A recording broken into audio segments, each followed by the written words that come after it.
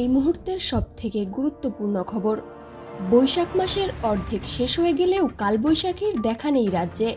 সকাল থেকে রাত গরমে পড়ছে দক্ষিণবঙ্গবাসী। দক্ষিণবঙ্গে এক নাগাড়ে খেল দেখাচ্ছে তাপপ্রবাহ। একাধিক রাজ্যে জারি করা হয়েছে লাল সতর্কতা। উত্তরবঙ্গেও চলছে তাপপ্রবাহ। বৃষ্টির দেখা কবে? বৃষ্টির খবর নিয়ে আবহাওয়া দপ্তর জানিয়েছে, বর্তমানে একটি পশ্চিমী ঝঞ্ঝার প্রভাবে পাকিস্তান এবং পার্শ্ববর্তী অঞ্চলে একটি ঘূর্ণাবর্ত রয়েছে। ওদিকে উত্তর পূর্ব আসামের ওপরে বর্তমানে একটি ঘূর্ণাবর্ত রয়েছে। অপর একটি ঘূর্ণাবর্ত উত্তর বাংলাদেশের ওপরে অবস্থান করছে। আর এর জেরে একাধিক রাজ্যে ঝড় বৃষ্টির সম্ভাবনা থাকলেও পশ্চিমবঙ্গের আবহাওয়ার খুব একটা পরিবর্তন ঘটবে না।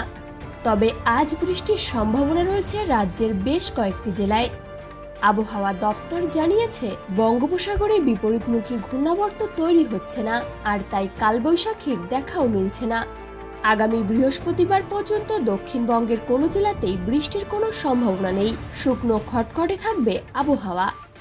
গোটা দক্ষিণবঙ্গেই তাপপ্রবাহের কমলা সতর্কতা জারি রয়েছে। কিছু কিছু জেলায় আজ রয়েছে লাল সতর্কবার্তা। আগামী কিছুদিন গাঙ্গেয় পশ্চিমবঙ্গে তাপপ্রবাহের লাল সতর্কতা জারি করেছে আবহাওয়া দপ্তর। এই লাল সতর্কতা রয়েছে 2 মেদিনীপুর, 2 বর্ধমান, বাঁকুড়া এবং বীরভূম জেলাতে। আজ গরমের দাপট বাড়বে কলকাতাতেও। ছুটির দিনে সর্বোচ্চ তাপমাত্রা থাকতে পারে 41 ডিগ্রিতে। সাথে বজায় থাকবে আর্দ্রতাজনিত অস্বস্তি। একদিকে যখন সূর্যের তাপে ঝলসে যাচ্ছে দক্ষিণবঙ্গ, সেই পরিস্থিতিতে দাঁড়িয়ে আজ বৃষ্টির সম্ভাবনা রয়েছে উত্তরবঙ্গের বেশ কিছু জেলায়। আবহাওয়া দপ্তরের পূর্বাভাস অনুযায়ী জানানো হয়েছে, ঘূর্ণাবর্তের জেরে উত্তরবঙ্গের দার্জিলিং, কালিম্পং এবং জলপাইগুড়িতে আজ বৃষ্টির সম্ভাবনা রয়েছে।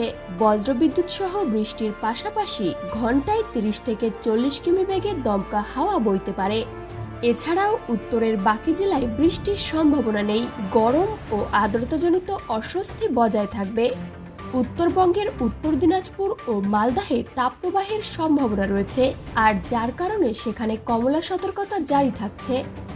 আজ কলকাতায় যখন 42 ডিগ্রি ঊর্ধ্ব তাপমাত্রা, তখন দার্জিলিংয়ের তাপমাত্রা নামতে চলেছে 15 ডিগ্রিতে।